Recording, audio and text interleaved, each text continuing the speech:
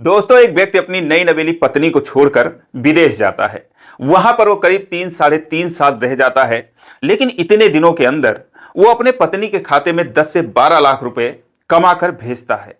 और उसके बाद जब वो गांव आता है और अपने पत्नी से वो पैसे मांगता है, तो दोस्तों उसकी पत्नी उसे जो जवाब देती है उसे सुनकर उसके पैरों तले जमीन खिसक जाती है।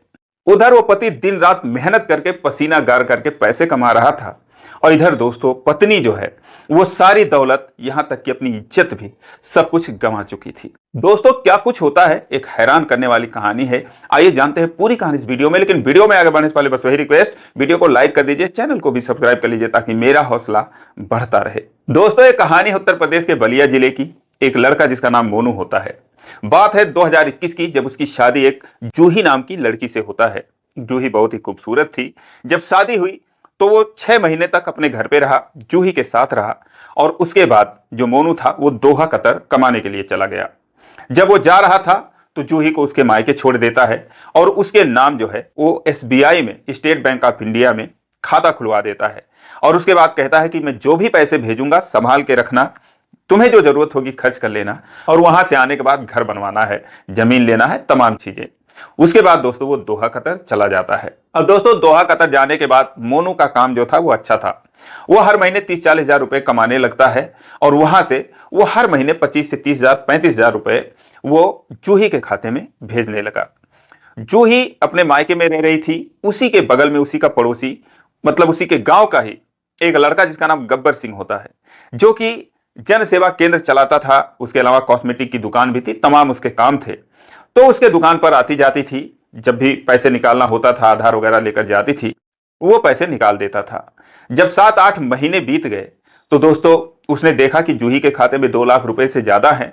तो कहता है कि क्या बात है, तुम्हारे खाते में तो इतने पैसे हैं, तुम माला माल हो। वो कहता है कि अरे जिसके पैसे हैं उसके पैसे हैं, मेरे पैसे कहाँ हैं, वो आएंगे तो लेंगे नहीं क्या। तो कहता है कि बड़ी जरूरत थी, जरा 10 हजार मुझे दे देती तो मैं तुम्हें 2 महीने बाद दे दूंगा। वो मना करती है तो कहता है ब्याज भी दे दूंगा। वो कहती है कितना ब्याज दे दोगे। कहता है कि 1,000 रुपए दे दूंगा। तो कहती है ठीक है ले लो, लेकिन किसी से मत बताना। अब दोस्तों वो 10,000 रुपए वहीं के वहीं निकालती है आधार से और फिर उसके हाथ में दे देती है। उसके बाद चली आती है घर पे। 2 महीने बीतते हैं, पैसे मांगती है तो कहता है कि बस 2 महीने और रुक जाओ। वो घबराती है, लेकिन दोस्तों जब 4 महीने बाद उसने उसको 10 के बजाय 12,000 रुपए दे दिए। जब 12,000 रुपए पाती है जूही तो खुश हो जाती है। वो 2,000 रुपए ब्याज का पाती है।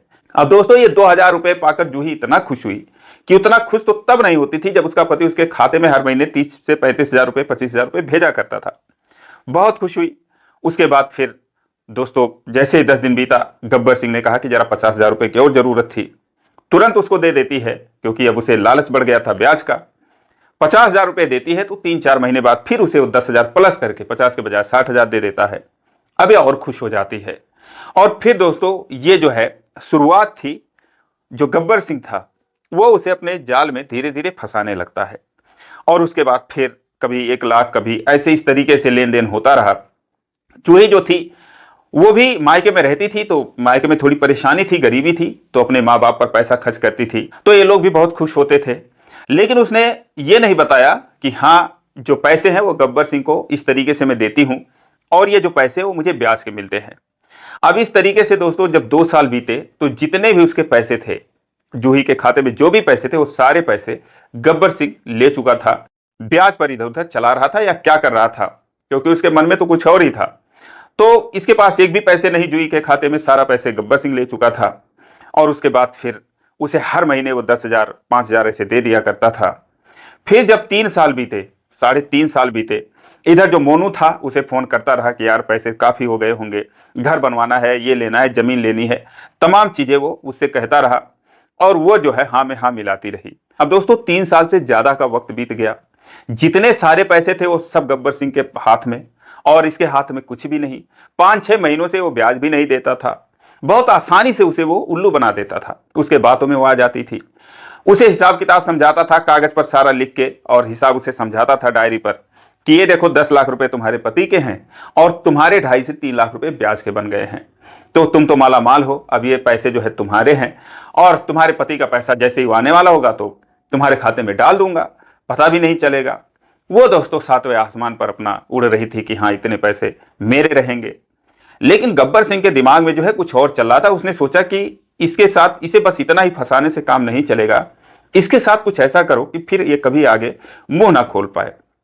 जब 3 साल बीत गया, पूरी तरीके से उसके सारे पैसे ये लेता रहा, ले भी लिया, तो फिर उसने उससे मीठी मीठी बातें करनी शुरू की, उससे अपनी नजदीकी बढ़ाने लगा। ये बात जो है जूही को पसंद नहीं आई, वो उससे जो है बातें नहीं करती थी। अब जूही को अपने जाल में फंसाने के लिए वो उसे अलग अलग तरह की बातें करने लगा कि मैं तुम्हें बचपन से ही चाहता हूं, तुम मुझे पहले से ही पसंद हो, तुम बड़ी खूबसूरत हो, मैं कभी तुमसे कह नहीं पाया, अब मैं तुम्हारा इतना भलाई कर रहा हूं, तुम्हारे लिए इतना सब कुछ कर रहा हूं, तो तुम इतना भी नहीं कर सकती। अब वो भी सोचती है, कभी कभी वो नाराज भी हो जाता था, तो भी सोचती है कि यार अगर ये नाराज हो जाएगा तो इसके पास इतने पैसे हैं, कहीं पैसे ना फंस जाए। उसके बाद उसके बातों में आ ही जाती है। उसके बाद एक दो बार जब भी घर पे कोई नहीं था तो वो मिलने के लिए आ गया, और एक दो मुलाकातों के बाद आखिर में उनके बीच की सारी दूरियां जो है वो खत्म हो जाती हैं। अब जब भी मौका लगता था, चूंकि जो जूही थी वो मोनू से फोन पर बातें करती थी, तो इसीलिए वो अकेले में सोती थी, तो गब्बर जो है उस मौके का फायदा उठाकर चला आता था। तो इस तरीके से जब गब्बर सिंह ने जूही को अपने जाल में पूरी तरीके से फंसा लिया, क्योंकि उसे पता था कि अब इसका पति आने वाला है और ये पैसे मांगेगी, तो वही होता है कि जब 3.5 साल बीत गए तो एक दिन जो मोनू था उसने जूही से कहा कि मैंने छुट्टी के लिए अप्लाई किया है, छुट्टी जो है बहुत जल्दी मिल जाएगी और अब मैं घर आ रहा हूं। अब जैसे ये बात जूही सुनती है उसके कान खड़े हो जाते हैं। वो जाती है गब्बर सिंह के पास और कहती है कि ऐसा है कि अब वो आने वाले हैं, और अब भाई जो पैसे तुमने दिए हैं, जहां भी दिए हैं, वो सारे पैसे खाते में डाल दो और मेरे पैसे जो है वो भी मुझे दे दो। तो वो कहता है ठीक है। आजकल आजकल 2-4 दिन लगाता रहा, बोला अरे भी टिकट हो जाने दो, अभी क्या पता जो छुट्टी उसने डाल रखा एप्लीकेशन ना मंजूर हो। लेकिन दोस्तों वो अब मानने के मूड में नहीं थी। वो बोली नहीं, मुझे पैसे चाहिए तो चाहिए। अब वो ज्यादा दबाव डालने लगी। मोनू के दिमाग में खतरनाक प्लान चलने लगा। उसने कहा ठीक है, आज मैं आऊंगा तुम्हारे घर पे। उसने बोला नहीं, आने की जरूरत नहीं है, पति मेरा आने वाला है और तुम मुझसे दूर ही रहो। लेकिन उसने किसी तरीके से रिक्वेस्ट की, या फिर उसे इमोशनल जो है, या फिर जैसे भी करके उसने कहा ठीक है आ जाना। अब दोस्तों रात का समय था, जूही जो है अपने कमरे में सोई हुई थी, उसने गेट खुला कर रखा था, और जो गब्बर सिंह था उसे मारने के प्लान से आता है। और आते ही जो है कमरे में अंधेरा था, थोड़ी धीमी धीमी लाइट जल रही थी, 0 वाट का बल्ब जल रहा था। तो उसने जो है तुरंत एक तकिया उठाया और जूही के मुंह पर रखकर उसे जोर जोर से दबाने लगा।